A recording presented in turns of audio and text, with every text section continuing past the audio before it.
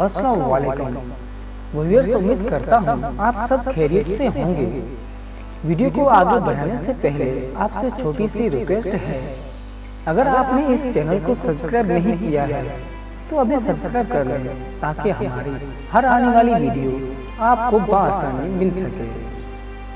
चले सुनते हैं आज की कहानी। शादी के शुरू के दिनों मेरा शौहर अच्छे तरीके से पेश आता रहा, हर चीज की जरूरत पूरी करता है, मुझे किसी चीज की जरूरत नहीं पड़ती। कुछ दिनों बाद मेरा शौहर कमजोर होता गया, फिर मेरी कोई भी चीज पूरी न करता और मैं परेशान रहने लगती। लेकिन मैंने सोचा कि मैं अपने शौहर के करतूत का अपने ससुर को बताती हूँ, तो मैं ससुर के पास चली गई। मैंने कहा, ससुर जी बात ही कुछ ऐसी है। लेकिन फिर मैंने बात करना शुरू कर दी और मेरे मुंह से सीधी तरह यही बात निकल आई कि आपका बेटा मेरे लिए ठीक नहीं है, वो मुझसे ताल्लुकात कायम नहीं कर सकता। पहले तो मेरे ससुर को कुछ समझ नहीं आई, लेकिन फिर मेरे अच्छी तरह बताने पर ससुर अच्छी तरह से समझ चुके थे। मैं अपने ससुर के साथ गुस्से से बोल रही थी कि मुझसे अब और ये बर्दाश्त नहीं होता, मुझे इसके साथ सब कुछ करना है, लेकिन वो है कि मेरे साथ कुछ नहीं करता। मेरी सारी ख्वाहिशात मंद पड़ जा चुकी है।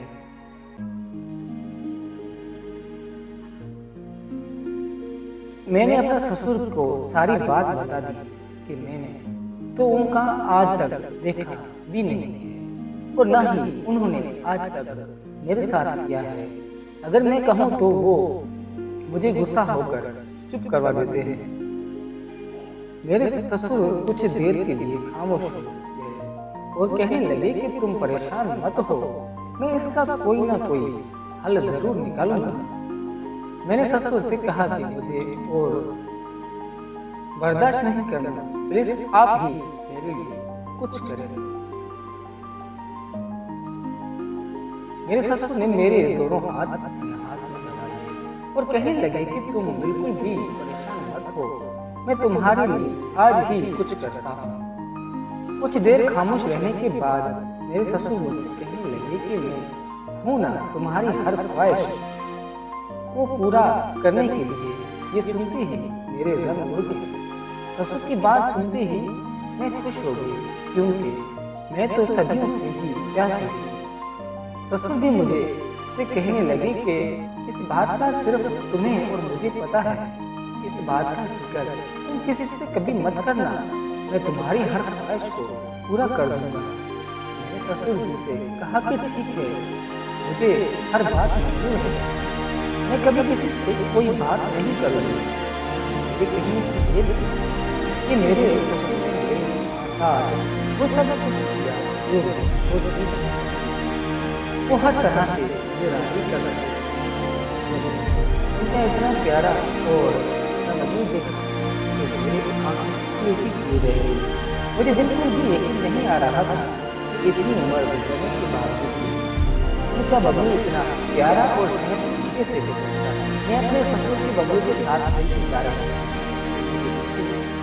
मना नहीं कर रही क्योंकि बस, लेकिन ससुर जी मान ही नहीं रहे। बजाय बस करने के वो मुझे कहने लगे कि बेटा अभी तो मैंने शुरू किया है, आगे आगे देखो मैं क्या करता हूँ।